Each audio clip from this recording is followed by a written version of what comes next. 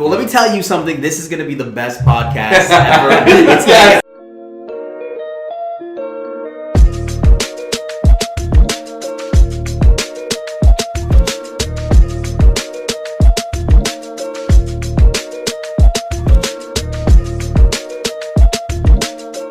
Welcome everybody to episode 20 of the Second Floor Podcast.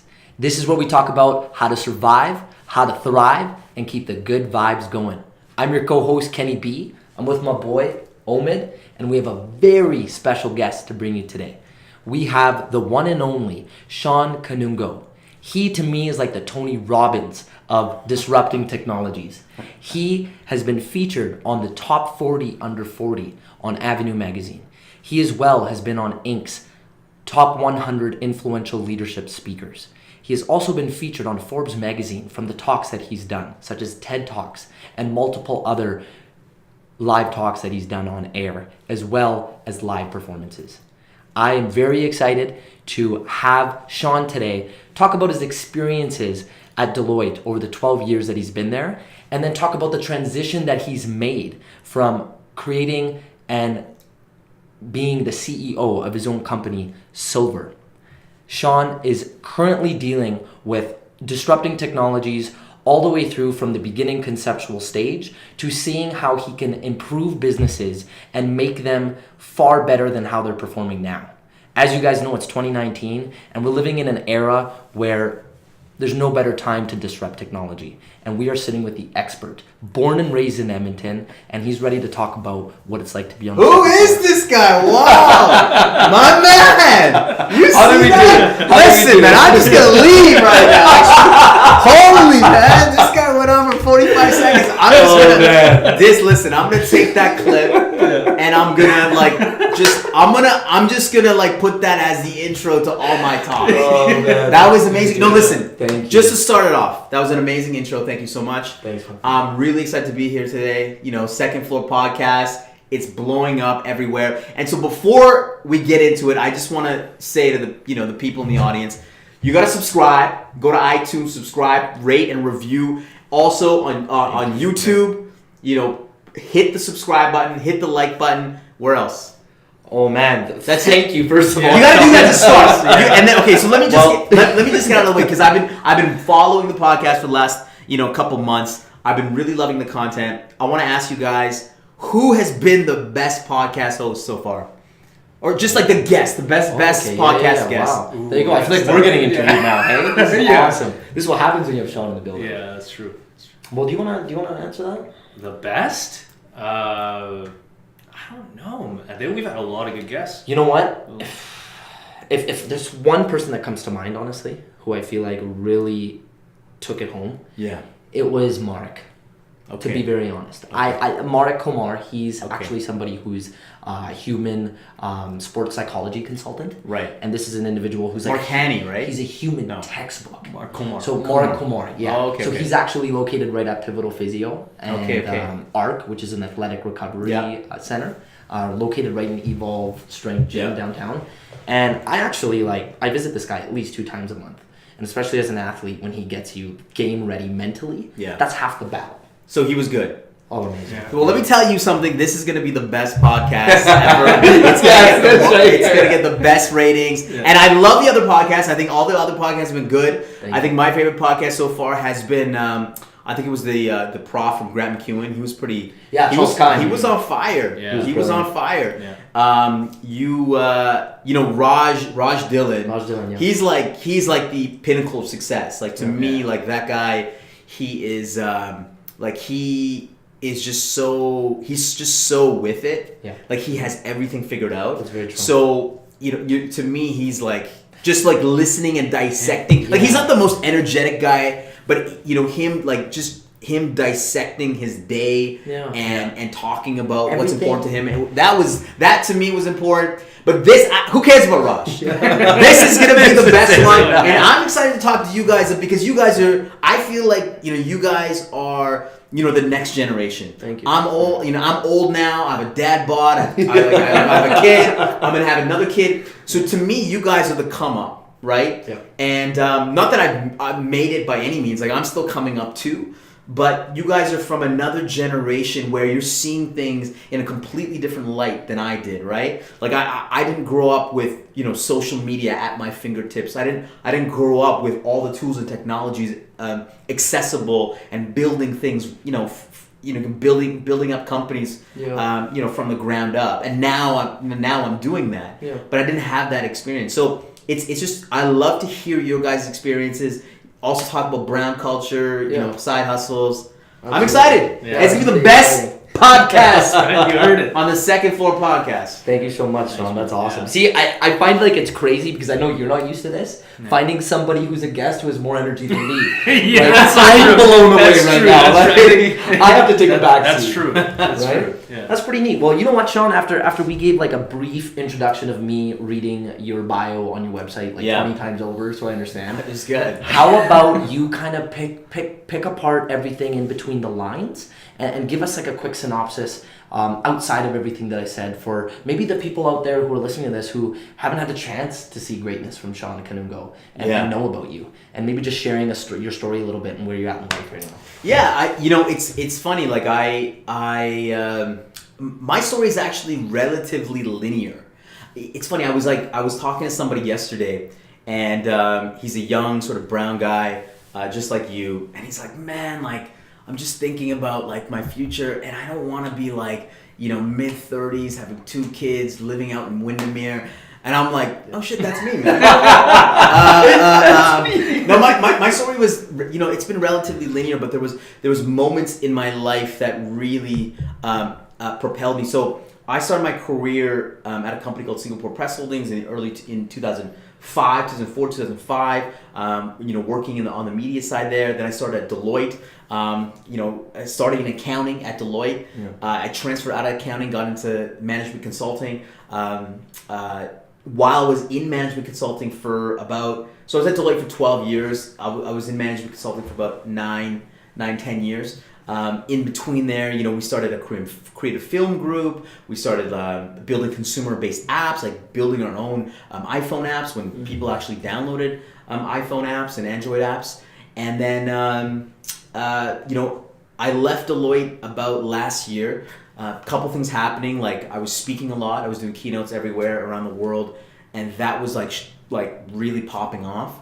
I need to take advantage of that opportunity. And also, I was in the innovation space. I was helping organizations around innovation, and I wanted the opportunity to actually innovate on my own, like build something or help organizations, take some equity out of them. So we started another group called Queen Rook, where we're trying to take some equity out of some organizations. And I really wanted to help organizations scale and see that for myself. Like we'd help organizations with strategy, and then we'd leave, and then we go to another company.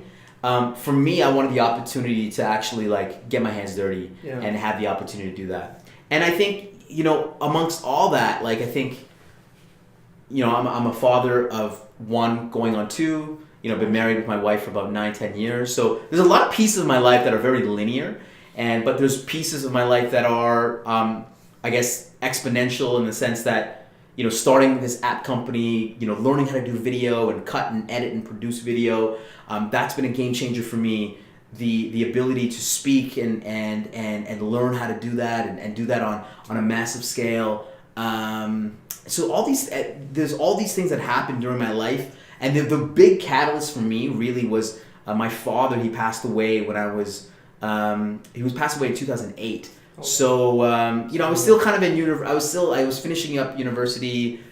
Before that, I was I was sort of floating I was playing hockey. I was going out with friends. That was the real catalyst, because now I had to take over a business. I had to take care of my family. And so at that point, that was like the light bulb, because literally he was a tax accountant. He had like 200 clients. Wow. And the day that he died, he died in April. So like in Canada, April, the end of April is tax season. So I had to literally go into the office the day after he died, just like doing tax returns, and like I didn't even know how to do tax returns. Yeah. So anyways, it was a very pivotal moment in my life where I was like, holy shit, life is short.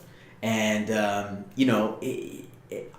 till that day, like I never stopped like hustling and trying to get things that I'm passionate about. And that's how I live my life. And now I'm doing things that I'm truly passionate about. I'm loving, and it's been I guess that's the quick sort of backstory. Wow. Lots to unpack there, but yeah. Yeah. That's incredible. So do you find that when this happened with your family and you needed to take that step in the next day, like literally, that's crazy. Did you feel like you needed to just be that much quicker to decide what you want to do with your life? And what I mean by that is, like, take this into consideration. Let's say you look at a family and the parents are doing well, they're working hard, and the kid starts getting older, he's in his 20s, he's still trying to figure it out, but that motivation isn't there because something astronomical hasn't happened yet. So he waits, or she waits, and they're just kind of, they're hanging out. They're cruising. Chilling. They're going at a much slower pace than when, let's say, you know, God forbid, something very bad happens, such as in your case, or maybe just they wake up and now there's this urgency to like get something done. Do you feel like there needs to have something like that detrimental happen for somebody to like wake up? Well, I never thought about it like that. You know, I'm hoping that this podcast is that moment, but that somebody goes off and says, "Oh my God, I got to do something with my life." Yeah. But you know, I think the greatest,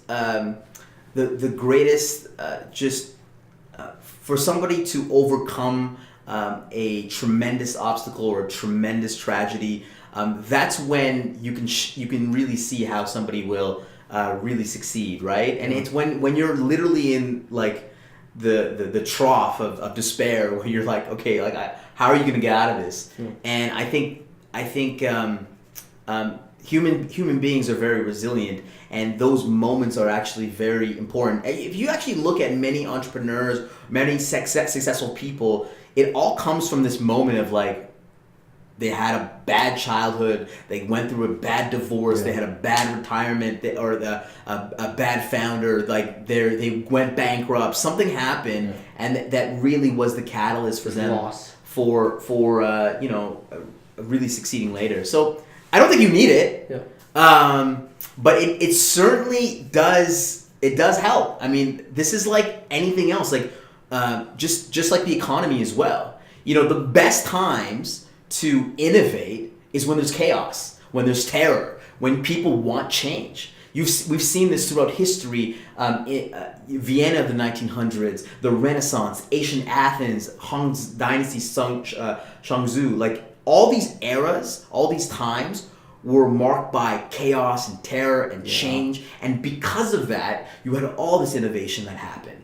And so I think seeing some of those tragedies, seeing, maybe there's a loss in somebody's life, maybe there's something bad that happened in somebody's life. I think it's actually always good to think about, okay, so what is the good that comes out of this? How can we climb back up? And this has been the story of human beings throughout history. Like, we've always done this. So it actually does help. I mean, this is why some people, they will create war. Like countries have created war deliberately in order to spur their country's growth. Yeah. I mean, it's wild, but we've seen it. It's insane when you look at it like that, hey? Yeah. Because I can't help but look at it in that same light, where it almost becomes your intrinsic motivation, right? Where you fuel off of that. Whether it's that hate or that pain or that heartbreak or that feeling of loss. Yeah. It's going to make or break you. Yeah. Right? But did you guys have anything like that? Whether in school or in whether it was, when you, from your athletic endeavors or, from rapping or anything like that, like was there anything that came out from you? Well, I guess if we're going for me, there were a couple things. A girl that I really liked. Okay, yeah. That will do that. That went into the shits. Not disappointing my parents is a huge thing. Coming from a Brown family, high expectations. I did a lot of soul searching during my undergrad because I wasn't doing well in my degree.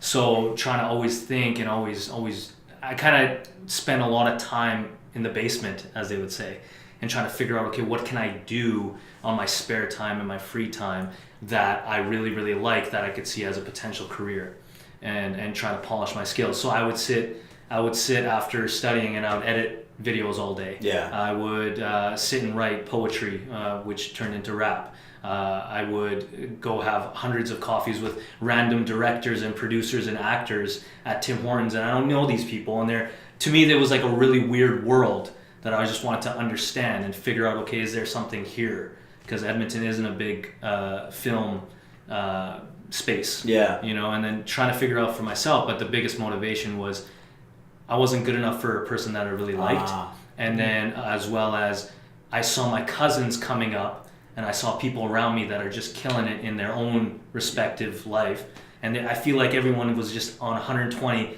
on the left lane on the Henday, and I felt like, man, like what am I doing, and so I had to. For me, that's always been that intrinsic, like I gotta go.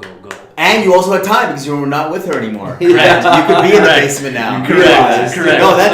No, that makes a lot of sense. What about you? Yeah, well, for me, Shawn, really, it's just seeing what my parents went through, like just the classic story of them immigrating over to Canada and seeing how hard they worked. Like when my parents got married shortly beforehand, they had an arranged marriage. Shortly beforehand, my dad was in a very heavy car accident, and it was a motorcycle accident. Okay. And from that point forward, my dad was never able to walk to this day. He can walk, but he can't run. So he just limps on his leg. His ankle can't move. It's tight like this. Yet when he had my brother, when he had myself, especially when he had my brother who's 4 years older than me, they lived in an apartment with no furniture in it. He was driving taxi 16 hours a day while his foot's bleeding every day from multiple surgeries he had to go through, And that was something where he knew, like, he has this kid, he has mouths to feed. My mom was working 3 jobs, 3 part-time jobs to just get different income coming in the way, right? And from there, they had me. My mom and dad said, we don't want to live like this anymore. We came to Canada for a purpose. We came here for a reason of having freedom. What the hell are we doing? And that's when my mom and dad decided to team up as business partners, have my dad, operate on what he does best, is connecting with people, making connections, handling that side of the business, while my mom handled really like the expertise of what it's like to run a beauty clinic. And she went and got her business diploma. She also went to California and did her certification as a laser technician. Wow. So she was actually one of the first adopters of laser hair removal in the city of No way! Yeah. Okay. And it was great because then when technology really wasn't so advanced as it is now, it was very easy through word of mouth and through all these different ways to like get your business recognized. So she won the Consumer Choice Award like 2 to 3 years in a row. That was at the time between like 2006, 2008, around that time. Yeah. She opened up her business. She franchised it with my dad. They had 3 running at a time, and things were going great. Like they flipped that coin 180 degrees. So your mom was the boss. Oh yeah, my mom, honestly, I'm raised by a fierce, dominant, amazing mother who honestly, like she has the pants, man. Yeah. And she kills it, and she's amazing at what she does. Yeah. And I got to see what that was like, having both my parents still work hard to this day, still together, and just going through a lot of those difficulties that came along the way. Yeah. Right? There was never a single paycheck my mom cut for herself. She just wanted to see her kids happy. She wanted to see that her and my dad spoiled the rotten shit out of us. Yeah. And growing up as a kid, I got older and older, and I went into business school, and I just took that bird's eye view perspective, and I was like, if my mom and dad came here at 23 and had a kid, and I'm that age now, and they did what they had done in the past, let's say, just under 30 years, and I'm here, blessed. Like, I'm not even talking about what they went through even back home. Yeah. Right? Like, they made moves coming into a brand new country. And if I don't at least double or triple what they've done here, then that's my, like, that's the demons in my head. Yeah. That go, oh, well, you're a failure. Well, what are you doing? And I think that's part of the reason why, Shawn, with me, I stay so busy and I do all these things and I'm trying to make something out of my life because I see what my parents have done and I want to, multiply that.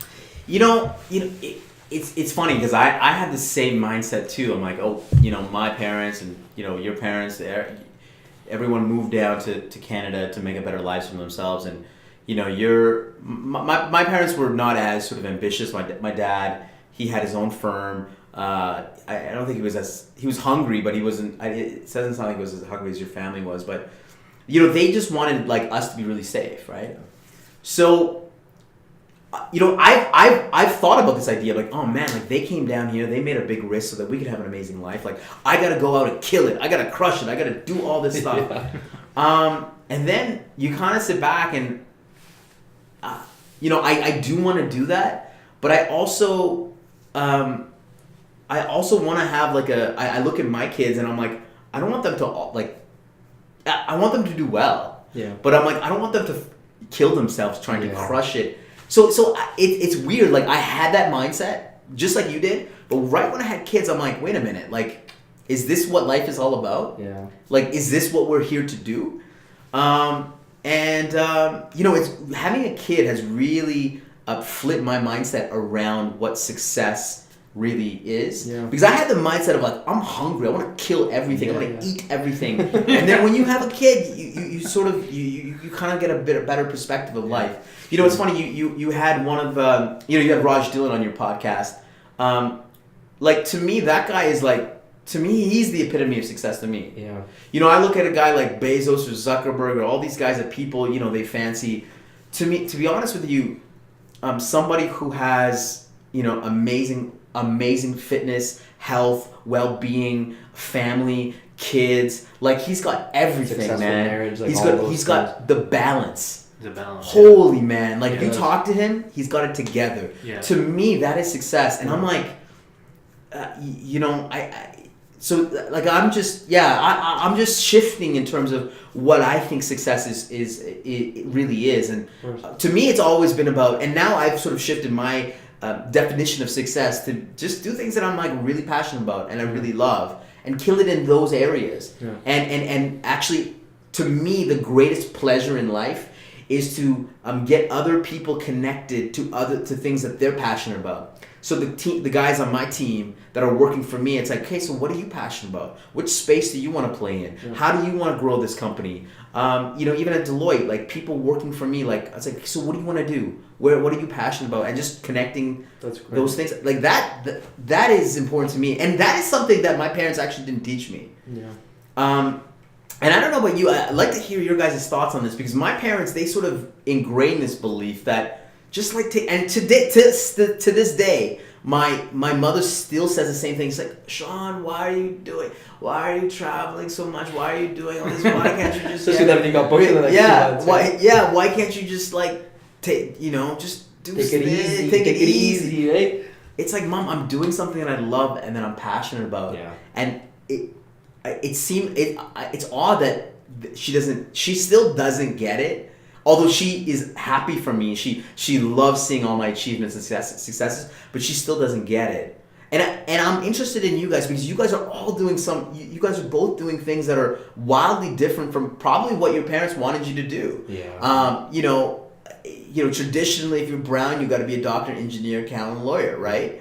You guys are both in marketing. You're an athlete. You're doing video and music, and this is wildly different from what a traditional Indian parent would want you to do. So did you guys get a lot of do you still get a lot of pushback from your parents today? Or they're like, go do your thing, kill it? Like, I'm interested. I don't see many old parents being okay with it. They're, let's say they're adjusting to it. I think now I've been a couple years into doing video, into doing the music stuff. So when I first started, it was, even with friends and family, it was just like, what, you're rapping?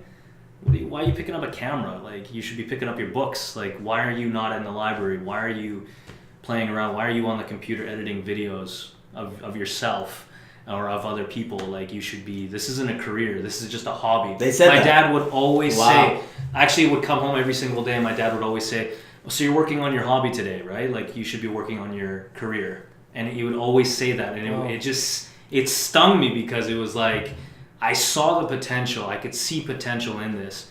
Look see how wild it is. Your fucking hobby is your career. I know, and it's weird. Cool.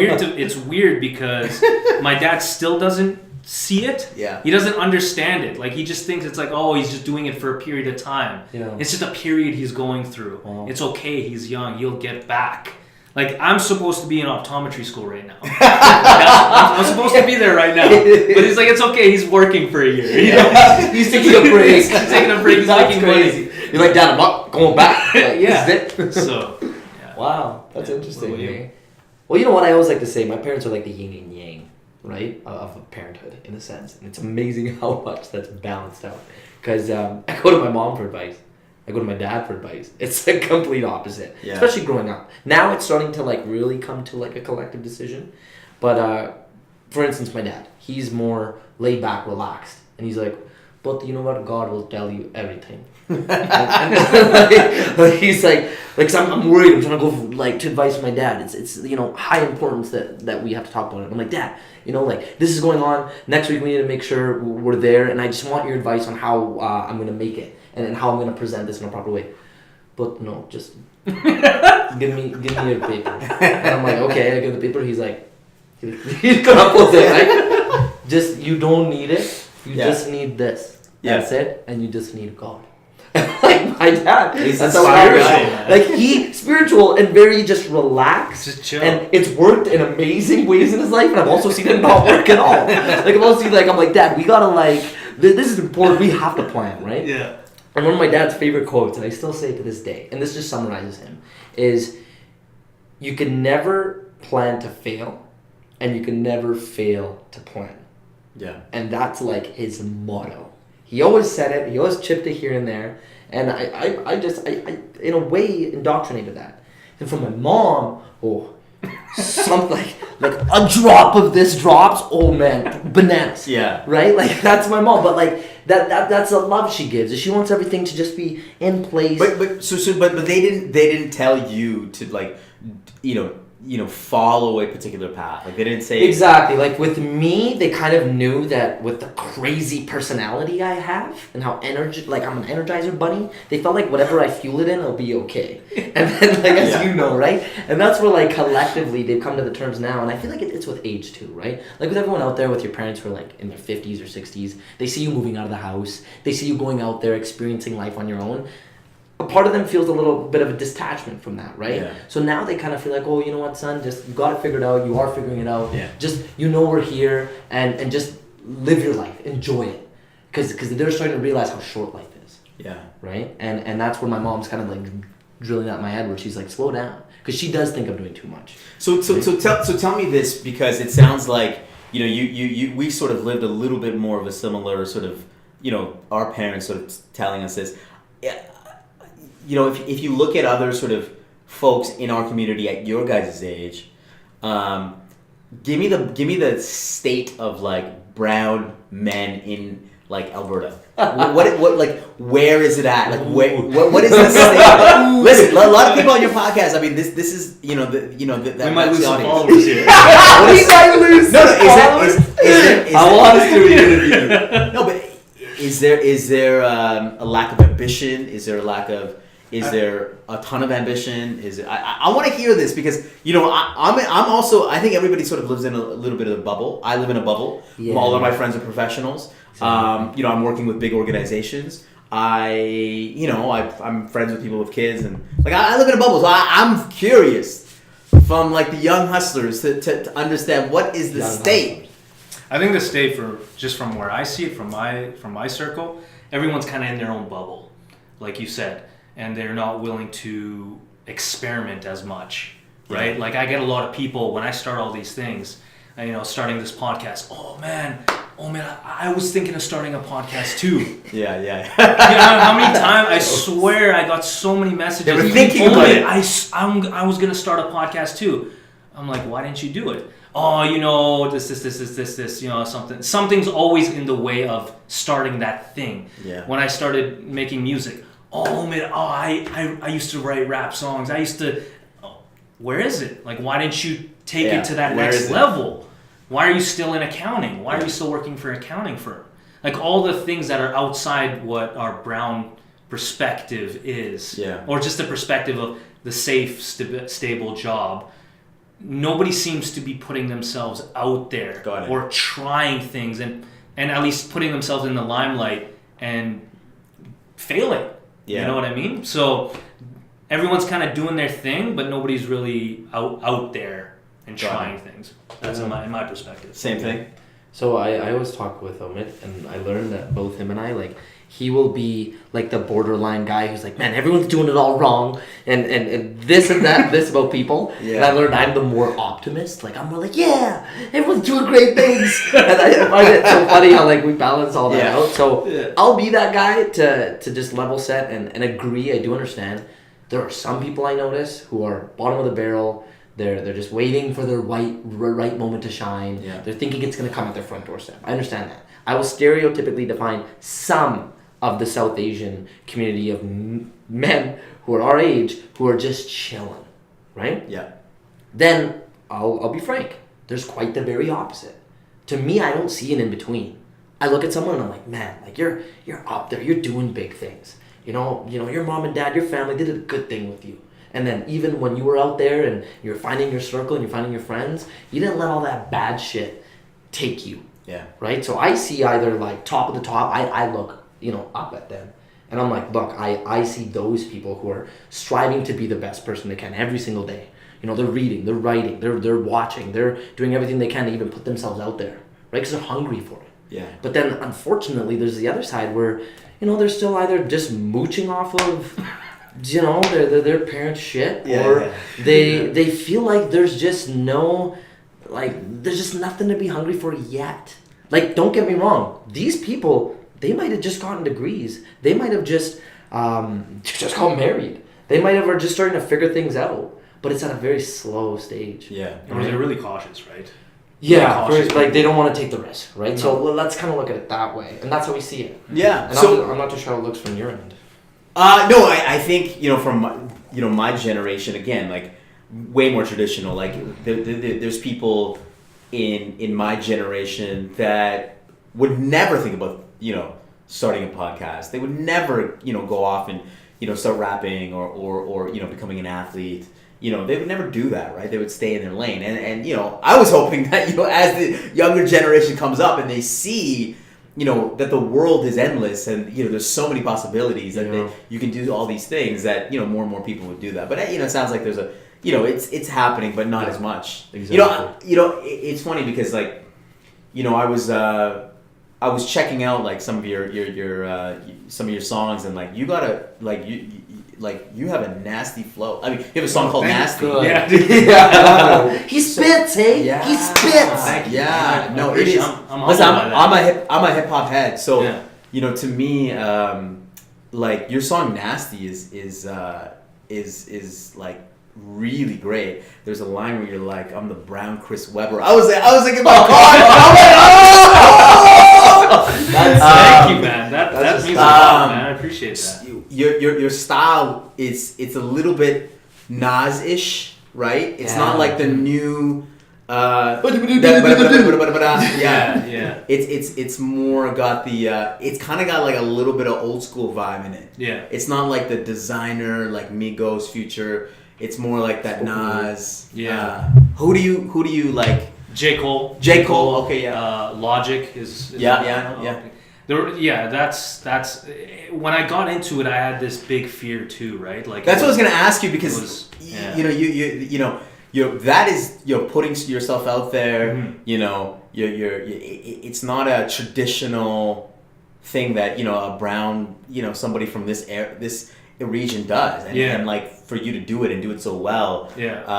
I'm curious to know like what people say to you. Yeah. Well, when I first started, it was.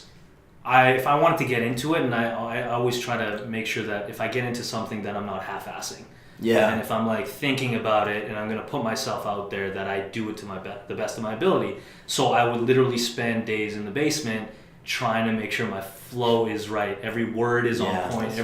Everything that I'm saying has some sort of a meaning. Because I had the passion. I look at J. Cole and a guy that just raps his story. A Nas raps stories. Yep. That was inspiring. And I listened to that, I'm like, like he's look at all these people that go to the concerts and just spit every word, and they're just mesmerized by this guy, right? Yeah. So it's like I was like, I want to be able to do that with words, but be able to do it well. So before I put myself out there at all, I make sure that my flow is right. So then when I put myself out there, I had to make sure that I wasn't just like you know, like I had to be way extroverted than I am because I'm not like that. I'm more introverted. I'm more like grounded. So knowing that as rap, you have to really express and really push yourself out there and really say stuff that really catches people. Did he just say that? Like, you know, so I had to really push that boundary of like, okay, now I have to be fearless. Like, I don't care if I look like a fool, as long as I look like a fool well. Yeah. Like, if I mean what I say, I have to mean what I say. So it was a very different transition. Just once I got myself out there, it was like, man, I can take on everything. Yeah. Like, I don't care anymore. Now that I passed the first couple music videos, the first couple songs, it was like, okay, like, actually, I think I do have a good flow. I think I do have some good lyrics. Yeah, I think I can really make a little wave here. So, what's the rap scene in Edmonton is? I don't follow it, but it you know, we haven't had the guys that come up. Yeah. No. Yet to. This guy. We're waiting. She needs to wait for you, man. The problem is that people, like, now that rap's changed, it's into the whole mumble and more melodic. Producers are getting more recognition. I'm trying to balance that too, because I know that even with Nasty, like, hip hop heads will like that and appreciate that, such as yourself, such as Kenny. Yeah. But guys that are just listen to just melodic and just the beat, it's like, okay, now I have to figure out how to it's true. And so there are a couple guys, I don't follow them that much, but there are guys here that do have that kind of style. Yeah.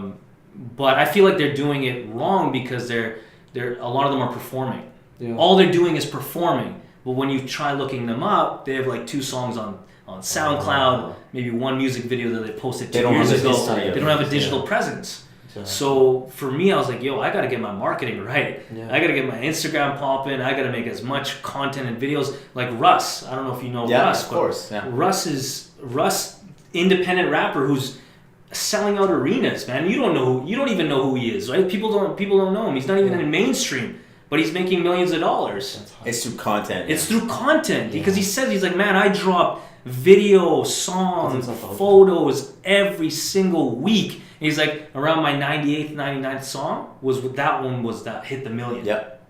And it took me off. So well, and you know, you bring up Russ.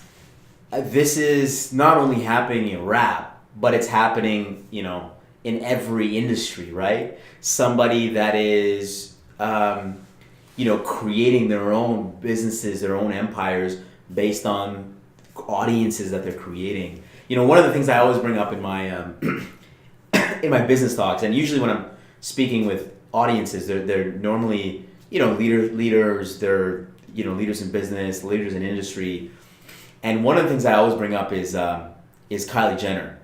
So the thing that I always say is like, who has the best market cap or valuation per employee? Yeah. And they always say WeWork or Google or Uber or Facebook, and I say Kylie Jenner, and they're just like, what? And you know, most people would dismiss Kylie. Yeah. Because, you know, she's a Kardashian, whatever. She's built her fame off the Kardashian empire. To me, what she has done is really smart. I think it's a new blueprint of a new kind of organization in this era, where you have guys like Russ that can sell out stadiums. She's like building. She's built sort of an exponential organization by just leveraging partnerships. Other people, all her warehousing and manufacturing is done by a third-party company called Seed Beauty. All her PR and finance is done by somebody else. She's basically doubled down on what she's really good at, is brand. Mm-hmm. She's able to build $1 billion business with 7 employees. So it's this whole idea of how can I have a very small footprint but have an exponential output, right? And obviously she's been using social media in novel ways to do that.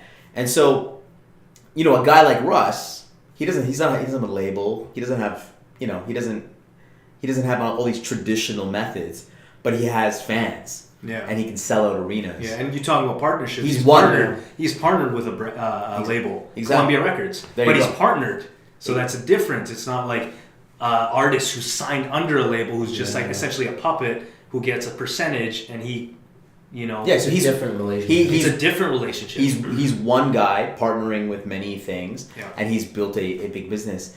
So this is how many businesses, I think startups are going to grow in this era, it's not about like, I'm going to hire all these people. You know, traditionally in the industrial era, if you wanted to grow, you want to be a big company, you would hire everyone.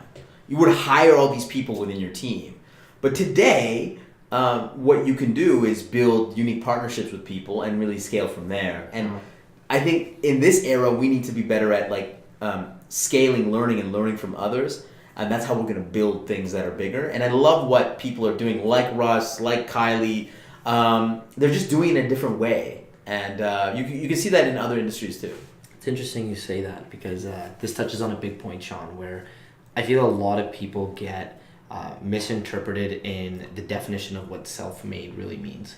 And I'm sure you probably got asked this, you got hit with it, where people are like, oh, well, Kylie Jenner, is she even self-made? Did she deserve that Forbes title and then that front cover? And I kind of want to pick your brain, not really just with that, but more from a broad perspective is, what is your definition of self-made now in this generation where we do rely on partnerships and we do rely on realizing that, okay, well, if we do want to expand and outsource our product in an exponential manner, we kind of do have to, you know, reach out to another group of people or whatever have you to make this pop off.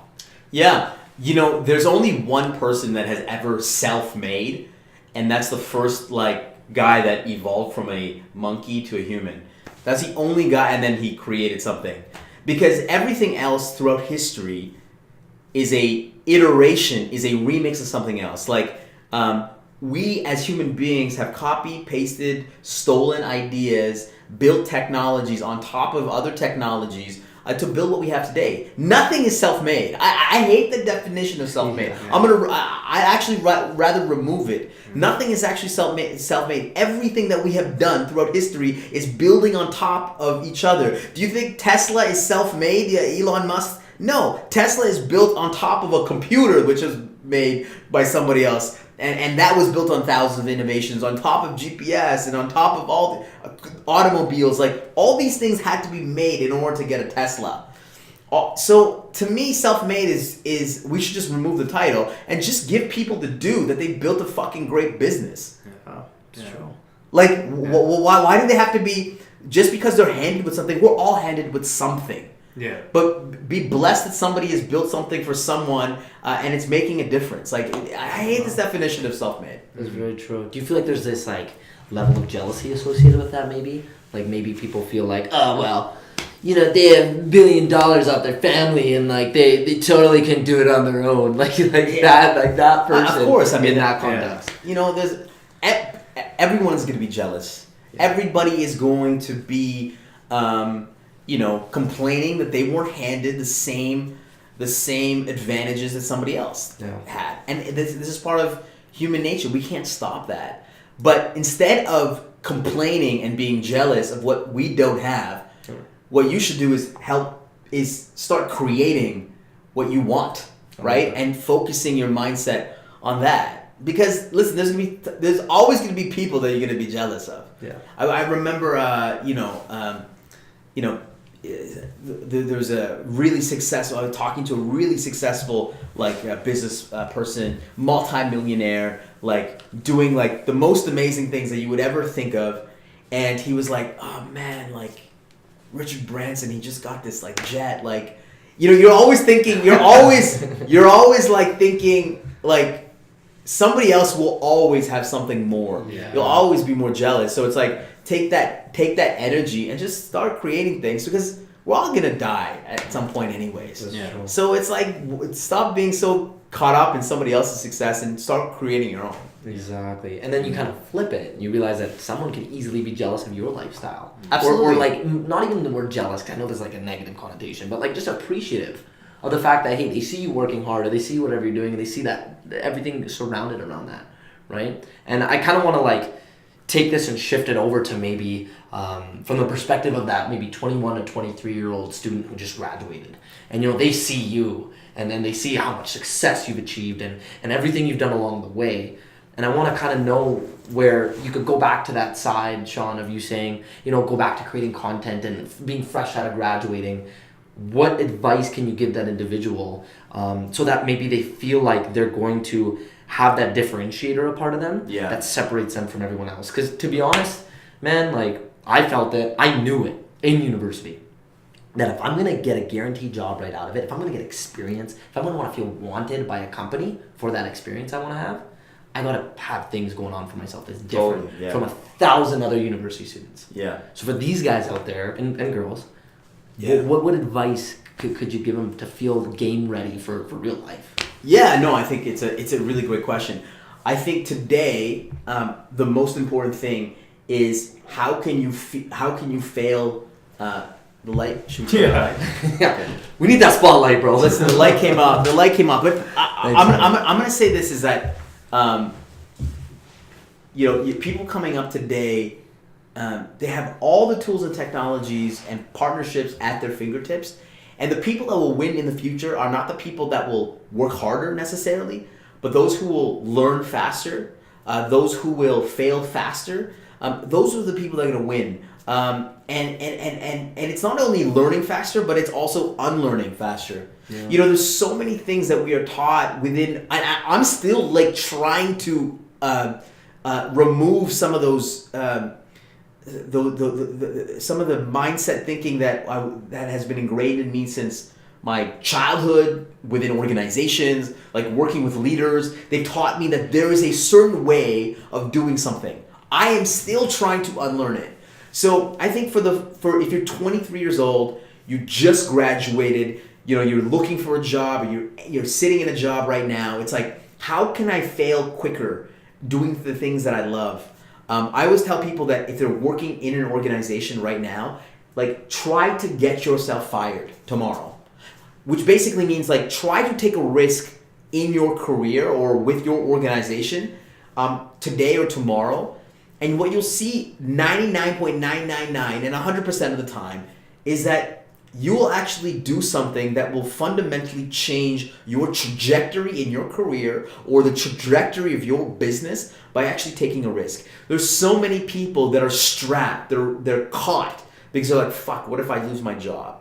What will happen if I take this risk? It never happens. Yeah. It never happens. You anytime that you do take a calculated risk, it always proves to be, it always works out. And I think that's the skill set that we need to develop with our younger generation, is this idea of like, how can we fail quicker? Let me tell this. I want to ask you. Wow. I want to ask you a question. A lot of people talk about millennials. I think that discussion is like over now. I've heard too much about it. Now you got Gen. What is Gen Z?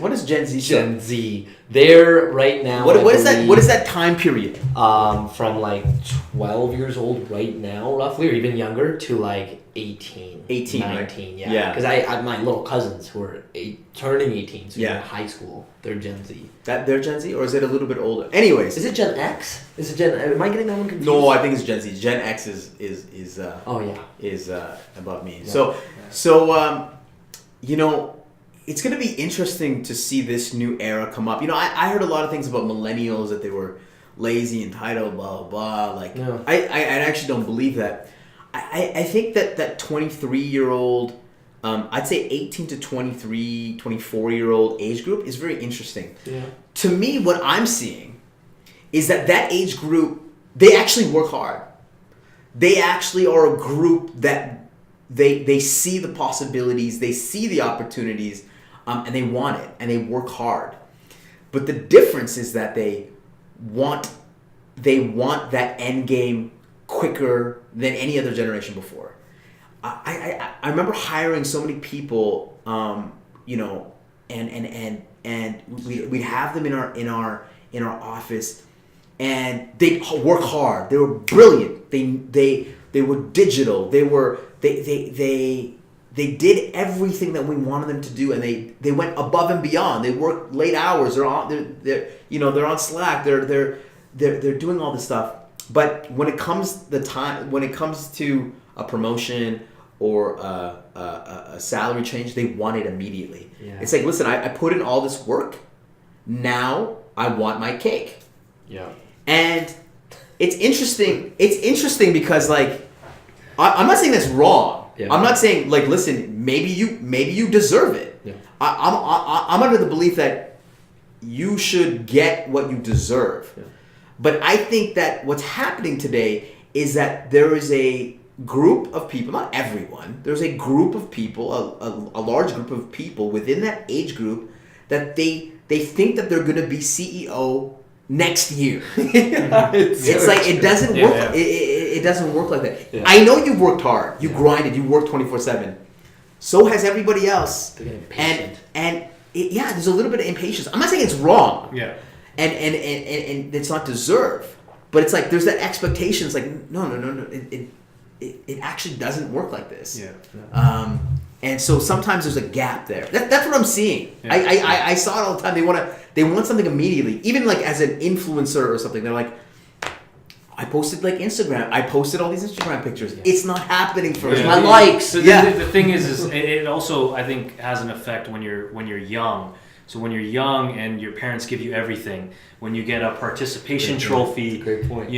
And you don't get that hard hitting, loss, because your mom and dad don't give you any L's. They're just it's okay. You won too. Yeah. Right? So when they actually go out in the real world, their first year working, and they're not CEO or they're not getting that $10,000 or $20,000 bonus, but why not? My mom told me I'm supposed to be CEO. My mom told me I was raised this way. I have to be. So then when they go into the real world and everyone else is the same way, they just can't understand it, right? So I think that partially plays a role into like going into, getting a brick wall just hit. What? I don't get that raise. I was listening to another podcast and he said that this younger generation is soft. That's what he said. 100%. Yeah, really. I agree. I felt threatened just hearing that. I'm offended. Right? That stung a little bit, bro. Just goes to show, right? The irony. Yeah. Oh man. No,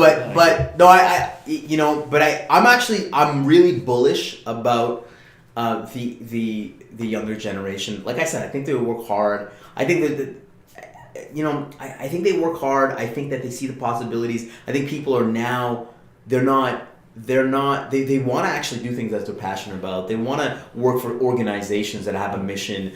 They want, those are all good things. Yeah. It's just that there's a gap around expectations. I want to kind of mix this into the equation here. What I'm noticing is, especially from maybe friends or colleagues out there who have parents that are business owners, they kind of feel like they don't need to go that route of being an employee and working for an organization, and they feel like right off the bat they can start their own business. And then what ends up happening, for the most part from what I see, is they do it, and hey, don't get me wrong, some of them end up very successful. Others, they lose hope very fast. Right. And I'm wondering if you can kind of tie into, Shawn, your experience working at Deloitte, one of the big 4 accounting and consulting firms, and seeing how much maybe that has helped you, where you were humbled by the experience of, wow, okay, it is large, but okay, I'm right here in the organization, and I know there's going to be a whole lot of climbing I got to get up there, and maybe when you felt like that experience was worthwhile to start your own business. It's a really great question. I think if you're starting a business today, you got to be humbled. Like, it's so hard. Every industry is so competitive. Every industry is getting disrupted. Like, I work with some of the best companies, the most established companies, and they have the best people, they're the smartest people working in there, and yet they're still the most vulnerable to disruption. It's still hard for them to challenge the status quo. There's young companies coming up that are hungry. It's hard for them too. They're competing with others. They're competing on a global market. Everything, like, it is very difficult to start a business today without having a little bit of like, holy shit, like, why am I starting this? Yeah. That's not a reason to start. I actually think it's the greatest time to start something today. It's just that you just have to have a little bit of, I think confidence is important, but I think, what I learned, and maybe that's not a good thing, but maybe that's one of the things that I have to unlearn, is that, it's very hard to start a business. It's very hard to sustain a business. I saw so many companies, we help them with strategies and they just fall off. Wow. Right? And it has nothing to do with your talent. It has nothing to do with your your leadership. It could be various factors. It could be like your technology is no longer relevant. It could be that your customers are no longer vibing what you're producing. Could be that, you know, there's a big company that came into your space that's now in your market. Like there's so many variables. There's tons of variables, but I think the exciting thing about starting something today, and the reason why I did, is finding. I'm a true believer in not doing something that's disruptive. Disruption. Let me just paint this. Disruption is actually going into somebody's space and changing the status quo. It's actually taking market share from somebody else and changing the game. Yeah. There's another way of looking at business around creating your own market, creating your own niche that nobody else owns. You know, your podcast, you guys are doing 99.999% of the people that are doing podcasts. They're just doing podcasts. They don't have a video related to it. But you guys are creating video in a niche market and doing something different. So I would say that you're creating something new and a new form of content, as opposed to doing something that everybody else is doing. Similar to what we were doing at Silver, we're creating a new market using artificial intelligence around language evaluation. This is a problem that no one has ever solved before. People have dabbled in it, but nobody has really solved before. And to me, it was important because I want to be in a space that has no competitors, and it actually gives you the freedom to iterate a little bit more slowly. It gives you the time to think. Yeah. I think it gives you the time to build partnerships with others. And so we just started this process. I'm excited. I don't know. I mean, who knows what's going to happen with it, right? Just like any other business that's starting today. But to me, it's like, I didn't want to play in an area that is the most competitive area on the planet. And I wanted to create a new market. So that's what we're doing with in the language evaluation space. Wow. And we have a great client that we're going to be commercializing this product. We're now going to be way more involved in the artificial intelligence ecosystem here in Edmonton. Wow. I mean, we're third best in the world when it comes to AI research here in Edmonton. I think we just haven't had the companies that have come out of here. Yeah. Like everybody says, oh, we're the third best, but there's no, what are the companies, right? Like, I want to be one of those companies, right? I want to be one of when they say, Alberta has the third best AI research institute in Canada. Great. Which companies are there? I want to be one of those companies, and I want to create a new market so that we can get in the space. So to me, that's my whole thing. It's like every industry is so competitive. It's like, how can you create something like a market creating innovation? Yeah. Wow. That's amazing. See, there's so many pulls there, and when you say this, it leads me to ask you, where are you? Not even that. You know what? I want to know the success story. I want to know a success story you have from this business that you have, right? Is with the client that you currently are dealing with and doing these certain innovations, like, is there anything you're willing to share, without any confidential issues, of course, that like you felt truly impactful for, where you made that big difference? It could be this one, it could be related to it in other circumstances, but like, I'd like to hear maybe that other side, because I love seeing the energy and how excited it makes you, and I want to see and hear the benefit of that business that ended up partnering up with you guys or utilizing your guys' services. Well, the success is still to be written. Yeah. Basically what happened was the Bank of Canada came to me. They're the best client that you can have because they're a financial institution. They're government. They're established. Like, it's better. It's better than have the Bank of Canada than Google or Facebook. Sure. They are everything you want in a client. They are secure. They're private. Everything that you want. So they came to me. They had a problem around this language evaluation thing, because I was in the voice technology space. We were doing something else where we were integrating Alexa and Google Home to existing systems. Like, nothing to do with like deep machine learning, NLP, anything like that. They said, can you solve this problem around language evaluations? Basically, they have all these people within their organization that do language evaluation. So if you want to work for the Bank of Canada or you want to work in the federal government, you have to know French and English. So they actually have to you actually have to do a test with them. And every organization in the public sector across the world does this, whether it's Spanish or Portuguese or whatnot. So they came to me and they said, can you do this, not having a human involved, but do language evaluation? I actually said no, because like I literally sent them an email saying, here's all the other people that are trying to be in the space, but we can't do this because it's too difficult a problem. Yeah. So they said, okay. Subsequently, because there's so much activity here in the AI ecosystem, I got connected with one of my now team members. We had a call, and he said, hey, I got this team, and we're looking at some cool problems around the artificial intelligence and language space. Like, are you guys working on anything? I'm like, not really, but there's this project that I have that I might, that if, the client came to me with a problem, do you want to work on it? And he said, yeah. And then, we started working on it. We pulled the team together. And we're like really close to solving this like really tricky problem that nobody has really solved.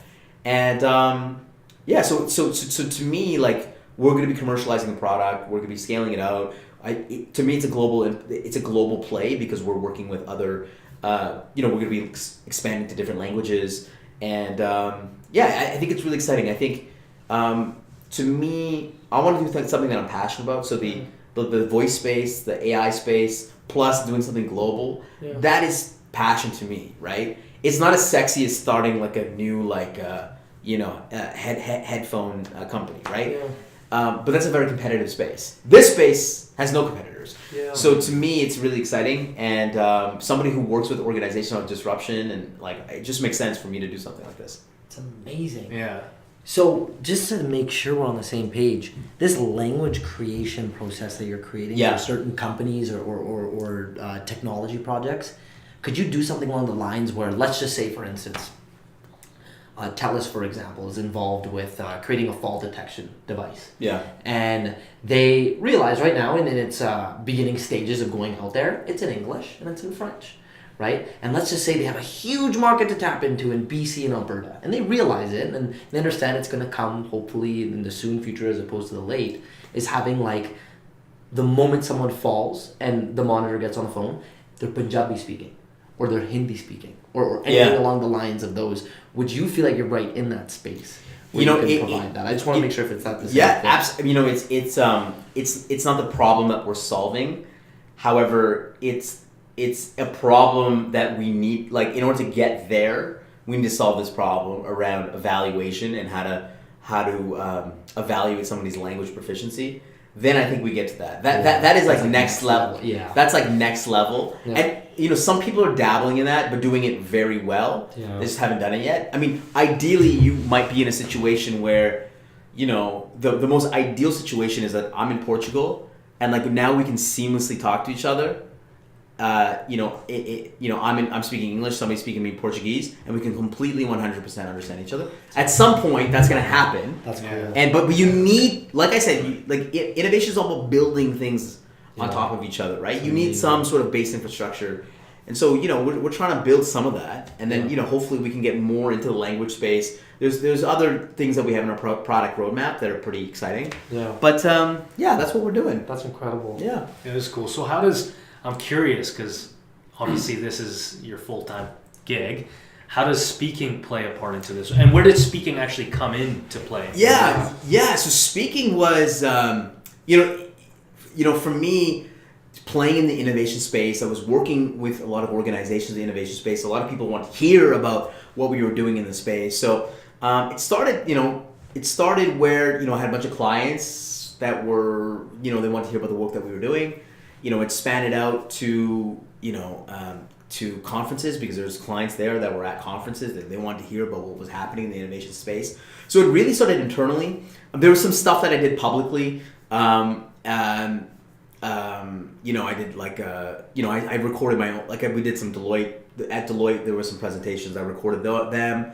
And then, I got a keynote. It was all linear. Like, you get one presentation, then somebody's like, oh, that guy's great. Like, then you get another, then you get another. To me, and it really only started maybe 3 years ago. Like, I've always was speaking and doing talks, but it didn't really pop until about 2-3 years ago. And then it went like a rocket ship, because I knew very early on, I don't know why, but that I needed to record it. I mean, this is what you guys are doing. Yeah. That I was putting all this effort into creating all this amazing content, and then it's just gonna disappear. I'm just gonna do this talk and it's gonna disappear. I'm like, no, I need to record this so that I can put it up. And so most of my talks are, if there's no client confidentiality, are recorded. And so what started happening was I started posting those videos on mostly on LinkedIn and in other places, YouTube, Facebook. I have my own Facebook page, and it started to grow. Right, people wanted to hear about what disruption meant. Right, people didn't know what that meant. So I was in a very niche space around disruption, and then people just wanted to hear about it, and the video really amplified it. So I built my speaking career on top of what you guys are doing right now, which is video. And that's how it kind of grew. And in terms of the skill set of speaking, I had a little bit of advantage because I was in consulting. In consulting, your job, for the years that I was there, is every day you get punched in the face because you're trying to convince somebody or influence or convince or engage with groups of people in order to take a certain path, right? So you're constantly in front of people in workshops, in interviews, in presentations, trying to sort of do that. And so you have a lot of then I had a lot of practice, a lot of reps doing it. And then plus the presentation, plus I had a little bit of my friends and I had our own creative film group. So, we would be comfortable in front of the camera. It's very comfortable to me to be in front of the camera. Also, I developed, my editing skills through there and learning a little bit about shoot. I don't shoot any of my stuff, but I will the odd time edit my own stuff. Nice. And so that's been a really big game changer for me. So all these things that I've combined throughout my career has really catapulted me in my speaking career. And now I'm one of the most book speakers in Canada, awesome. And hopefully, in North America, and amazing. And I'm still building it up. Yeah. But it's been wild. Yeah. And when you're speaking, for those who maybe don't know, what is the overall mission that you have, the message that you're trying to bring across in a short synopsis that you can share with us? Is it relatively the same on every single booked conference you're at? It's always there's always different because it's always tailored to the particular industry. Yeah. I mean, there are stories that resonate, with the same clients, right? There's one story that might resonate with others. I'm always coming up with new stuff. To be honest, at the end of the day, my experience around innovation has always been around experimentation. So when I get people to leave my presentation, the ahas are okay, so how do we go off experiment? How do we design experiments with an organization? How do we fund it? How do we organize it? And so, there's stories about disruption. There's stories about how do you deal with disruption. And then at the end of the day, what are those things that you can do to really deal with it? One thing is around experimentation, and I teach people how to do that. Yeah. I actually don't sell anything. I'm not there to pitch them something. Yeah. I'm not there to sell a fucking book or an ebook or my company. I don't mention any of that. Yeah. I'm there to put on a show. I'm there to teach them something and make it surprising and insightful and informative, so that they go off saying, "Wow, that was a wicked presentation. I actually learned something in it." And my the biggest treat that I have is that 6 months later, somebody comes up to me and says, "Yo, I came to your presentation. We took one of your ideas and then we did something with it." To me, that's everything. Yeah. If I get one person in the audience to go off and do something, that's and they can make $1 million off that. Yeah. It's worth the price of admission awesome. To them. Yeah. I actually remember one of your most of your speeches have been memorable because you do something unique. But I remember when you hosted the Oscars. Oh, okay, yeah. Did you come to that? Okay. I was there and I saw. Okay, and that's very different from because you were interacting with the screen. So they were that was completely different. The way you guys went through the whole thing, I was like, man, this is awesome. It's completely different. It's funny because that is also I never do that because it's not you know, we did it for the Moscows because, you know, we have a history with the Moscows. So we were emceeing or we were doing something goofy. Yeah. You know, most of the time I'm like, you know, I'm the keynote, so I'm like the business guy delivering something. But yeah, I mean, I love doing things like that. Yeah. One of my best buds, Zishan, you know, we love just coming up with like comedic bits. And you know, part of what I do is there is comedic elements to what I do. Nice. So and so you have to understand. You have to keep it real and just from a timing perspective. But what we did there, I mean, people are not going to get it. But what we did was we pulled up somebody's phone. And then we were able to see their phone and interact with their phone on the screen. So I appreciate that. No, it was great. I mean, because I think you had spoken at either it was at TED Talks or somewhere. Yeah. And me and Roger were actually in the Okay. audience. That's sweet. And he's like, "Oh, my buddy Sean's coming up." I'm like, "Oh, okay, cool." And most of the day was pretty. There were probably like maybe one guy who was from the army, who was a Marine. Wow. That was a really good speech. But the rest were good. And then when you came on, the energy was just boom. Yeah. Like I woke up and I was disrupted the whole room. Literally. And I was like, man, because I remember that. I still remember your speech on both. Yeah, I remember meeting you that day now. Yes. I remember meeting you that day now. Yeah. You know, that TEDx experience was like actually, it was, I wish I could have it back. Yeah? Because it wasn't my greatest. They actually, the way that I got that, they actually called me the month before. Usually with a TEDx, they usually call you like months and months for preparation. Yeah. They called me the month before because somebody dropped out. So I was like the ringer that came in, and just like my mic dropped out, the slides didn't work. It was just like a whole thing. I wish I could have it back. Yeah. But you know, that TEDx was also very important for my speaking career in a very it was the most important in the most unusual way possible. Wow. I thought that when I had a TEDx, I'm like, oh, amazing! I'm gonna have like thousands of people watch this. Mama, I made it. It's gonna be great. TED Talk, baby. Yeah. It's gonna go. It's gonna fuel my speaking career. So I was waiting for it to drop. I was waiting for it to drop. So and I knew it wasn't great, but I wanted to see how it was, right? And I knew the audience was good. Like they were vibing with it, and like so it was decent. So the video drops. I'm like, it dropped. It's gonna pop. It's gonna pop. It's gonna pop. Everyone's gonna watch this. Everybody's gonna watch this. It's gonna go like gangbusters. Crickets.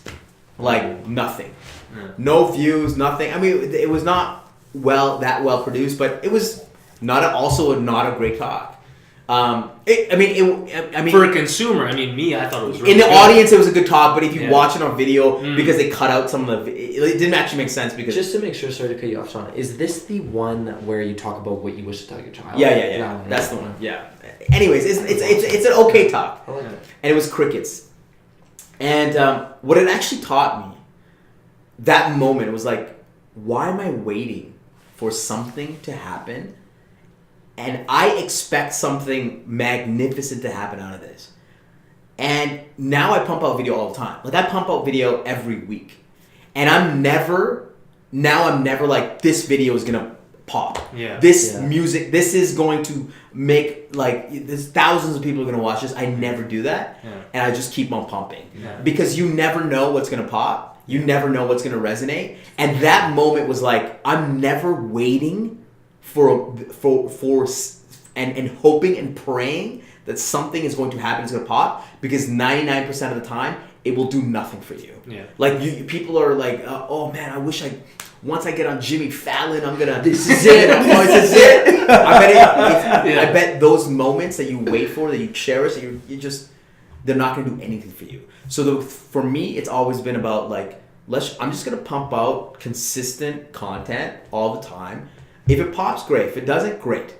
Like, I'm just going to do things that I love and I'm passionate about, and not waiting for that one moment, because then you will get hung on that moment. Yeah. And then you'll get paralyzed. So, oh, man, it didn't happen. I got to stop. Yeah. Right? People, this is why people they do one podcast. They put up one podcast. They put up one video. Like, oh man, no one watched it.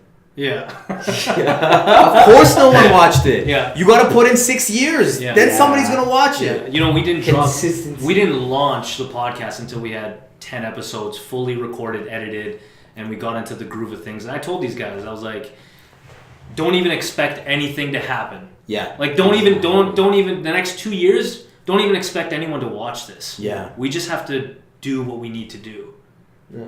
And that's what's going to keep us loving it. That's what's going to make us realize why we did it in the first place. We didn't sit ourselves down and go, dude, we're going to make a podcast and we're going to make millions and we're going to be like right there, right next to like Bradley Cooper. Like, no. You know, like, yes, we understand there's far-fetched long-term goals, but before we even think about that, what do we want to get done tomorrow, right? Yeah. What do we hope to get done in a month? And it's like, okay, well, we got to make some damn podcasts. Okay, so we did 10 and we realized we loved it. Yeah. And then we're like, okay, well, let's just do it for the love of it. And then along the way, you know, you build that traction, you build that momentum. Exactly. And then you start to realize you're onto something. Exactly. Right? And I'm sure with you, Shawn, same thing, right? Maybe along the way, a friend here, crossed paths with you and you guys went separate ways, or maybe there was someone who you looked up to and then you guys just went separate ways in that regard. Same thing with us. At first, we didn't think it would just be him and I, right? And then when it came down to that, Omen and I looked at each other. We didn't even hesitate. Yeah. We said, let's keep going. We'll figure it out. You know, we both love this, and it's the love that's going to fuel this. Well, what's going to be remarkable, because this has never been done, you know, it's only been done in the social media era, is that you're actually documenting your journey live, right? It's crazy. You're documenting, you know, your growth live. This is my diary. Yeah. Same thing with me and my speaking. Like, I just met with somebody earlier this week. He was also a great guy from Deloitte. He started pressed sandwiches. He's got a company called Love Pizza. Sweet. Yeah, so he's been super successful here in Edmonton, and he's a killer. He's gonna crush the entire restaurant ecosystem. But he was like talking. You know, we were both saying, like, you know, we saw each other's journey. Like, he saw my journey, right? He's like, oh shit, I saw you speaking to nobody. Wow. Yeah. To now you're doing all these keynotes, right? Yeah. Like, so it's like you're documenting all along the way, and people can see it. It's transparent. So I love what you guys are doing, especially on IG, is that, you know, you're gonna have me on the podcast like in 2019. And then, you know, in 2025, you're going to have, like... Dude, that's the thing. It's not even it's going to be crazy. It's when it's 2025 and you do have that best-selling book that you're putting everywhere. And then we go Throwback Thursday. And we'll be like, guys, we had this. We had one has come up. Right? Like, that's the best part. Yeah. So it's a mix of both. Right? No. Like, we respect that. Listen, and part of the reason why I wanted to come on this podcast is because you guys are doing some amazing things, right? I can see the I get asked to do a lot of podcasts. I'm not gonna toot my own horn, but I do, and most of them I'm kind of like, I want to see how they do it. I want to see, you know, their audience. I want to see, you know, their vibe, their energy around it. What you guys are doing is different. It is different. Thank you. You know that. It's different, and you guys are going to win because it's different. And that's why I did it. And you guys are, you know, you're of the culture, and I wanted to also, like, take something from you. That's cool. So that I could, you know, yeah, it's like an exchange. Absolutely. I love how you made it like that. 100%. 100%. You know what? We'll ask you one more question, and we'll get into our elevator round, which is just quick fire shock questions that like maybe any genuine person will want to know about you. One thing I was personally really curious about, and I told Omid too that we have to ask you, is being such a content-driven person yourself, and being someone who's, I believe, who is a producer, right? You produce content. You produce stuff out there. I want to know what your balance looks like personally of consumption and production, especially for you if you could allocate a percentage around, okay, how much do I consume and how much do I produce in terms of education, or just in terms of really anything, and what you think is a healthy balance that everyone should have. Yeah. Especially when, like, you're that, you know, that millennial who's like, oh man, I gotta grind, you know, gotta work the 15 hours and trying to figure out, like, no, like, you know, enjoy your life. You need a healthy balance. Go to bed at night on time. Wake up the next day, you can wait. and then consume stuff. Watch that favorite TV show or watch those YouTube videos and then get back to it. So you can kind of be able to get that creativity back. Or for me anyway, when my dad would keep me waiting for an hour after the school bell rang, and he's like, son, just 5 minutes. And then 5 minutes turned into an hour, and I had to tap into my imagination. Because there wasn't no phone in that day. But again, it's that like consumption versus production. And I want to know from your end what that looks like. So, I wish I could give like a really like inspiring answer. But, to me, consumption is actually very important. To me, like I'm talking about innovation. I'm in the innovation ecosystem. Innovation is not just about technology. It's about media. It's about sports. It's about entertainment. It's about culture. It's about politics. It's about economics. It's about everything. If you want to be in the innovation ecosystem, you have to have a pulse of what the culture is in all realms. And so for me, like, I love it. I'm obsessed with it. I'm always consuming content. I'm reading things. I'm looking up things.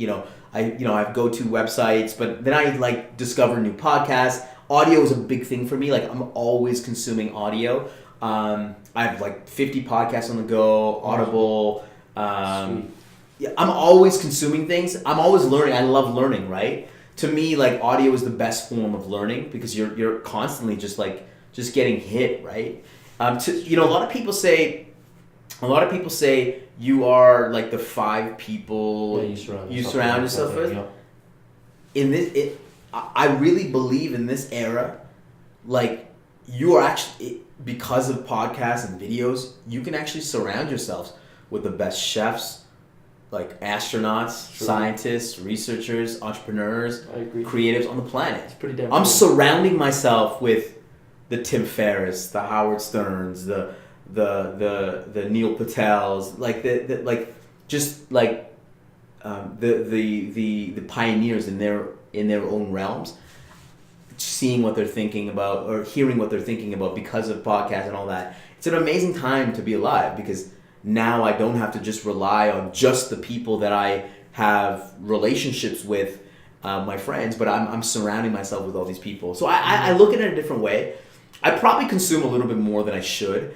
The production side is very important to me. So like my platform is I post everywhere, but mostly just LinkedIn. Like Instagram, I haven't really, like, for me it's been a tussle for me because it's been mostly for my friends. Yeah. And I don't know if they're as interested in my business stuff. Yeah. I have my own Facebook page which I post to. I have Twitter, but LinkedIn has really been my thing. And I'm not gaming it. There's a lot of people who game it. I'm not. I'm just posting content, one video every week, and just posting content. And so, that is very important to me. So with whatever I have going on during the week, I know I'm like, oh man, I gotta pump a video out this week. Yeah. And so that's now ingrained in me. Yeah. Because like last year I was like, okay, every week gotta do it. Now I'm like, every week I gotta do it. So production, I probably should be producing more and maybe consuming less, so I'm probably not the best person to give you the best answer. But no, of course. Yeah. Well, that's a great answer. Thank you for that. A good mix of both. Yeah. Right? Yeah. All right. So now, you know what, Shawn, before we get to the quick fire round, it'll be nice and quick. I just want to take the time, man, to just recognize how much wealth of information you know about not even just technology and the advancements of it. Is really just, you do such a good job of mixing in your personality with what you know as what you're an expert in. And I personally love that because myself along the way, I've been told, Kenny, bring it down a notch. and for you to see how damn successful you are and you fuel your personality in what you do. Like, Shawn, you're somebody who is traveling around North America right now, who's up there on stage, speaking about something that truly business owners and just anybody in general should know about to keep up with the times. It's really cool to see. Well, I appreciate you for that. I appreciate that. And when I do my talks, that's the one thing that people always tell me is like, I love how you infuse your own personal stories and your own, I include my wife and my daughter and like, my own stories. I mean, at the end of the day, like, people want to know they want to like you, they want to trust you. So you need to open up, you need to be vulnerable, and you know, that's who I am. Exactly. That's awesome, man. Well, here's what we're gonna do. We're gonna get into the next stage nice and fast. We're calling this pretty much the segment where we elevate and we appreciate you being on the second floor, and we're gonna see how you define that. All right. So it's just a little quick fire questions. Yeah. Go ahead and answer. You take your time, and we're gonna start off with question number 1. Pretty much 100 in this interview. Going into it here, question number 1. In Shawn's case, how do you define being on the second floor? And that's very much so metaphorically, not actually on the podcast. What does being on the second floor look like in life? You know, when you're taking that next step up and you're elevating. You know what? Second floor to me is actually just looking at the second floor, because you're always on the steps, you're always on the treadmill, and second floor is just that's like when you make it. That's when you get it. But the magic actually happens on the steps when you're up on when you're getting to the second floor. So I'm just happy that I made it to the second floor today, actually. I love it. But the second floor is like you want to get there. You're looking at it, but you should also appreciate the steps along the way. Of course, I love that. Great answer. Going not too much in depth with what your daily routine looks like, but maybe just provide us a little synopsis. What does the day-to-day routine look like? A typical day in Shawn? Yeah, I know I knew you were gonna ask this because you asked some other guys this too. You know, for me, I need some advice from you guys because I'm the worst at this. You know, my day is all over the place. You know, I'm usually traveling. Like, I'm usually on a plane. I'm usually in another city. I'm pretty lame when I'm traveling. Like, I don't really. I have friends in all these different cities, but I usually don't go to see them. I'm usually like prepping in my hotel room or working or like, you know, connecting with the people that I'm my client that I'm working with. I'm pretty lame. You know, at home, you know, it's pretty basic. Like my daughter wakes me up, and you know, I get her ready for school. I go to the office. We'll have meetings. Come back. Like today, like came back home. And, you know, picked up a couple groceries. Made dinner. My wife's pregnant right now, so she's near term. So, you know, just trying to do as much as I can for her and you know, get my daughter ready for bed. So a lot of it is like right now, like around my daughter, and then, you know, when everybody goes to sleep, this is why I was like, I need to do this podcast late, because my daughter, you know, I just need to put my daughter to bed, and my wife's in bed. So that's when, you know, some of the magic happens, right? Like at night, that's where that's where the writing happens. That's where a lot of the emails happen. So I'm actually, it's really bad. Like I probably go to bed, you know, maybe like 12, 1 o'clock. And my daughter will wake up about 6, 7 o'clock. Oh, so that's usually Mm-hmm. I know Raj was saying that he watches like dumbass. Remember that part? It's just like stupid TV shows. Like it's something that just make his brain not think anymore. I'm like, I love that. But I have the advantage of like when I'm out, like when I'm sleeping, I'm out. Yeah. Like there you go. No, that's neat. See, it's so neat to get that perspective, right? Next question. If you could go back to telling your 23-year-old self, or whatever have you, 20, 25, between that category of like, you know, there's so much coming at you at once, with what you know now, what would you tell, you know, 23-year-old Shawn? Yeah, I mean, the 23-year-old Shawn is exactly what, you know, these guys are doing today. Is doing things that they're passionate about, like working late hours, loving what they're doing, just experimenting with new ways of doing things, connecting with people that, you know, you wouldn't connect with. It's really pushing yourself out of the comfort zone. And I think you guys are a really great sort of example of that. Is just doing things that you love and like doing it like late at night. You know, the beauty of being 23 years old, you probably living at home. You probably don't have a mortgage. You probably don't have a kid. You probably don't have a lot of the things that, you know, burden a lot of, you know, older people. And I really think that is the time to just try as many things as you can and to push. I love that. It's a great answer. Yeah. Final 2 questions. Yeah.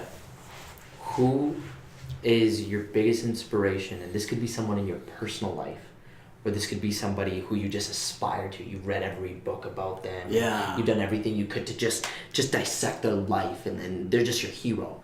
Who is your inspiration and why? It's there's not somebody that I want to, I want their life. I look at them every single day, and I've read all their books. There's certain people that I admire. To me, my wife is my biggest inspiration. She's my biggest rock. Like, man, she's been with me for 15 years, and she literally is my competitive advantage. Like, for me to do all the things that I'm able to do, to travel, to like spend all those nights, to have the failures that I've had. Like, you need somebody strong by your side. Yeah. And that's not very easy to get. Somebody who's completely understanding of your schedule, of what you want in life, your ambitions. So, she's not only my wife and the mother of my children, but she's like a business partner, right? And I'm always talking to her, and she's always doing a whole bunch of things all day long, and she's really pushing too. So, she inspires me, and she's like my competitive advantage, I'd say. I love that. That's awesome. She's gonna be very happy to hear that. Yeah. She's gonna be like, you better squeeze in some sort of shout out. Well, like before I was coming here, like this week was kind of like because I'm not in town like the whole week. This is the 1 week that I'm like in town for the whole week. So I also try to get in things like while I'm here for the whole week. So like over the last couple of nights, like as I put the kids to bed and my daughter to bed and my wife is sleeping, like Monday I met with my lawyer. Tuesday last night we were doing something. We were recording all these like French recordings with my filmmaker. Like I'm doing all these things at night. So tonight I was like I'm gonna do this podcast. She's like, "You gone again for another night?" Oh. I'm like, no. When you see this podcast, you'll love it. So, yeah. I love that. Yeah. Final question, Shawn, for you. You talk a lot about, and you're an expert about disrupting innovation and looking into advancing technologies and just being able to own that space. And let's kind of take a step back and let's look at yourself. Let's disrupt you as a person, and let's really see what your future looks like. And I want to ask you in let's say by 2025 or even in 5 years from now, where do you see yourself? And it could be very diverse. It doesn't have to be just career based, but it could be with everything else going on in your life. Where do you want to be in that time frame? Yeah. Especially with how much technology is going to be advanced by that point too. And what you're doing as a business owner. Yeah, I mean 2025. To me, I think it's just continuing to do things that I love and I'm passionate about. I do have my own goals. I do really want to build a company that is meaningful to me, that has a global impact. That's really important to me. And just like continuously doing something that I really love and I'm passionate about. And I'm hoping that at 2025, like I could just continue to build things, and not only for myself but now for others, where we're actually building something that people want to work for, or they're excited to tell others that they're working for. To me, that is, it's not necessarily I don't have to build the biggest company on the planet. That's not important to me. Building a company that people want to work at and that they're passionate about working at, that's important to me. So I'm hoping that by 2025 that happens, and I'm hoping by 2025 I'm back on the podcast. Yeah, we do a throwback. We do a throwback Thursday, right. And we drop some some knowledge bombs from here, there, and I'm gonna have more of an uncle body. This guy, he's gonna be thinner. Yeah, he's not like a big header. He's gonna go really, really left. Yeah, really, really right. Oh, yeah, that's awesome. But no, listen. This, if you made it this far in the podcast, I'm sure the majority will. Listen, if you made it this far in the podcast, subscribe on iTunes and on YouTube and wherever. Follow these guys on their handles. Where can they follow you guys? Yes, thank you, Shawn. Omid knows best. Yeah, I mean, we're gonna plug these in right over here. So yeah, no, exactly. Well, you know what, guys? You could find us right over on YouTube. You could find us on Spotify. You could find us on the Apple Podcast. You could find us on pretty much every streaming literally every platform stream. that's We're on out every there stream on the Second Floor Podcast, except for Twitter. Yeah, Twitter we're working on, right? And LinkedIn, where you're owning the space. Yeah. Ladies and gentlemen, you know what? I want you guys to listen to this whole podcast. If you made it again, thank you. Shawn here has given us a wealth of information, so I want to thank you, man, for your time. No, thank you guys. Thanks for coming out, man. Biggest thing I want everyone to understand is if you want to find Shawn doing what he does great at, you could find him at Shawn Kanungo on LinkedIn, as he mentioned. That is the space that you're on for the most part. If you want to, fiddle away and see what he's doing up with his personal life, you could catch him on Instagram. Instagram handle? Yeah, just at Shawn Kanungo. I'm at Shawn Kanungo everywhere. At Shawn Kanungo, Twitter, Facebook, Twitter, Instagram, Snapchat. There you go. LinkedIn. LinkedIn's usually my platform. Maybe 6 years you'll create a new social media application. Nah, I don't think so, but yeah. Yeah. But other than that, thank you so much, man. Thank you so much. Awesome, I appreciate it. That was great. Appreciate it. Thank you. Yeah. That's a wrap, guys. Thank you for tuning in. Second Floor, that's a wrap. 20th episode. That was awesome.